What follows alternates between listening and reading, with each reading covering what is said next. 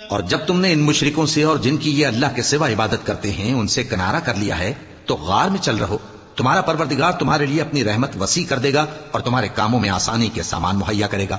اور جب سورج نکلے تو تم دیکھو کہ دھوپ ان کے غار سے داہنی طرف سمٹ جائے، اور جب غروب ہو تو ان سے بائیں طرف کترا جائے، اور وہ اس غار کے کشادہ حصے میں تھے۔ یہ اللہ کی نشانیوں میں سے ہیں، جس کو اللہ ہدایت دے وہ ہدایت یاب ہے، اور جس کو گمراہ رہنے دے تو تم اس کے لیے کوئی دوست راہ بتانے والا نہ پاؤ گے۔ اور تم ان کے متعلق خیال کرو کہ وہ جاگ رہے ہیں حالانکہ وہ سوتے ہیں، اور ہم ان کو دائیں اور بائیں کروٹ بدلاتے تھے، اور ان کا کتا چوکھٹ پر دونوں ہاتھ پھیلائے ہوئے تھا۔ اگر تم ان کو جھانک کر دیکھتے تو پیٹ پھیر کر بھاگ جاتے اور ان سے دہشت میں آ جاتے۔ اور اسی طرح ہم نے ان کو اٹھایا تاکہ آپس میں ایک دوسرے سے دریافت کریں۔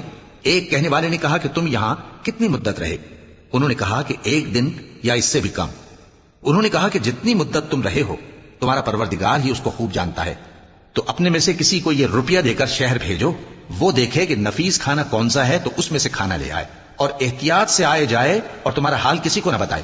اگر وہ تم پر دسترس پا لیں گے تو تمہیں سنسار کر دیں گے یا پھر اپنے مذہب میں داخل کر لیں گے، اور اس وقت تم کبھی فلاح نہیں پاؤ گے۔ اور اسی طرح ہم نے لوگوں کو ان کے حال سے خبردار کر دیا تاکہ وہ جانیں کہ اللہ کا وعدہ سچا ہے، اور یہ کہ قیامت جس کا وعدہ کیا جاتا ہے اس میں کچھ شک نہیں۔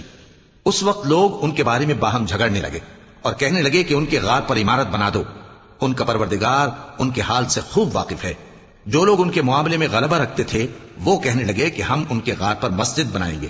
بعض لوگ اٹکل پچو کہیں گے کہ وہ 3 تھے اور چوتھا ان کا کتا تھا، اور بعض کہیں گے کہ وہ 5 تھے اور چھٹا ان کا کتا تھا، اور بعض کہیں گے کہ وہ 7 تھے اور 8واں ان کا کتا تھا۔ کہہ دو کہ میرا پروردگار ہی ان کے شمار سے خوب واقف ہے، ان کو جانتے بھی ہیں تو تھوڑے ہی لوگ جانتے ہیں۔ تو تم ان کے معاملے میں بحث نہ کرنا مگر سرسری سی بحث، اور نہ ان کے بارے میں ان میں سے کسی سے کچھ دریافت ہی کرنا۔